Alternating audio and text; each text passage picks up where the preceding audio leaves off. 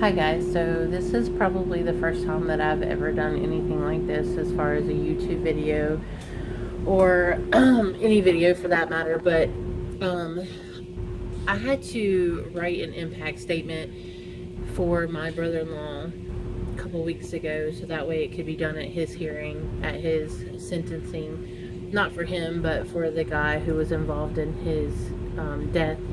And it helped me a lot to watch the videos on YouTube of impact statements and hear what theirs sounded like and what it included in order to write mine. It's very difficult. There is no words to explain how it is to have to sit down and write out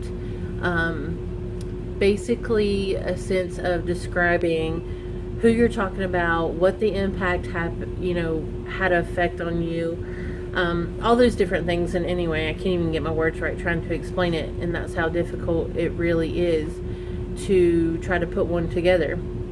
You want it to sound perfect, you want it to explain exactly how you feel, you want the person you're sending the message to really understand the impact and the sadness or the loss or whatever effect that it had on you, and that can be really difficult. I probably wrote it what feels like 20 times, adding different things every time, but ultimately it came down to seriously watching other people in their videos and what they said that really helped me say what I wanted to say. So I wanted to take the time to read mine and let you know what it said, so that way if you're going through this, you can hear my thoughts and how I wrote mine, and hopefully it'll help you. So without further ado, here we go. So mine says, Jason Edward Statz was my brother-in-law, but I called him my brother. He had been in my life 15 years when he was taken from us. Jason was a man of few words. If you sit down and talk with him, you would have understood what a great soul he had. He loved being outdoors and living off the land. Jason spent most of his time doing just that, living outside. He had wanted to live in the Old West where he could ride a horse from town to town. Jason had an old soul. He loved watching classic westerns and listening to country oldies like Johnny Horton and Hank Williams Sr. Jason was a true gentleman, always willing to help a lady with bettering their lives. I used to love giving him advice and helping him get all cleaned up for meeting the new lady. Jason was proud to be a father and was working hard on nourishing that relationship with his sons in Nebraska.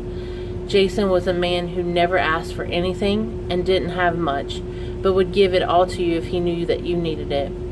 Cindy Statz, my wife, is his sister. I used to love spending time talking with them two together. Aside from the age difference, you would have thought that they were twins. Their bond was inseparable. Jason spent a lot of time with Cindy and I in our home, and even cared for me when I had surgery. That's the kind of man Jason was. Caring, loving, and always there when his family needed him. The last time I saw my brother alive was Christmas Day 2014. Typically, he would have stayed through New Year's, but he had to return to work. We took him back to his place. If we knew what would happen, we would have never let him go that day. Cindy and I had just moved into our new apartment, and I had fixed the extra bedroom in blue just for Jason. We were hoping he would be staying with us more often because we were closer to his job. Jason never saw that bedroom, and I never wanted to go back in there. We moved a year later to get a new start, fresh memories in a new place. On New Year's Day 2015, I got woken up by a call from my sister-in-law, Fran. She was in a panic wanting to talk to Cindy. Most of the conversation is a blur now, because at the time I couldn't imagine how important that phone call would be. Cindy and I thought Jason had gotten into trouble with the girl he had taken out that night by Fran's phone call. We thought it was nothing serious because Lori had called Fran. We assumed that Jason was in Yanceyville. Cindy drove out to Yanceyville to find no one there, so she went to Yanceyville Sheriff's Department. I had stayed at home that morning to get ready for work. I wish I had went with her because something hit in the pit of my stomach that still lies there today. A man at the sheriff's department in Yanceyville informed Cindy that Jason was dead. Luckily, Cindy had taken a niece with her to get to the sheriff's department because from there she had to drive to Burlington Police Department to meet me. I don't know how I made it from our home in Graham to the station in Burlington because I felt numb and lost. Jason was gone and Cindy was devastated by the news. From there, things got worse because the last time I got to see my brother to say goodbye, he was laying on a cold metal bed in the morgue. Cindy and I were informed we couldn't touch him because the autopsy had to be done. We didn't get to hug him, hold his hand, nothing. The time our family had with Jason was way too short. He had so many more adventures to go on with us. That day, week, month, and even year plays over in my mind constantly. I watch Cindy go from an always happy, up for anything person to someone who's just going through the motions. Fran wept for Jason every single day, where Cindy's is more an internal pain. We have all grieved differently, but one thing is the same. Our lives changed forever that day. No longer do we get up without reminding ourselves that today will be a good day. We do not drive down the street without memories of Jason's death haunting our thoughts. Songs can't be heard the same because every lyric may have a meaning relating to Jason. The only big brother I ever knew is gone. My protector is gone. We don't go out anymore because being in an environment with too many people is just overwhelming and fearful.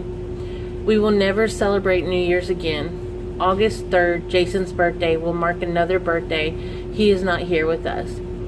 Jason missed both of his sister's weddings, and we even postponed one due to his loss, and not being there was just too much to bear.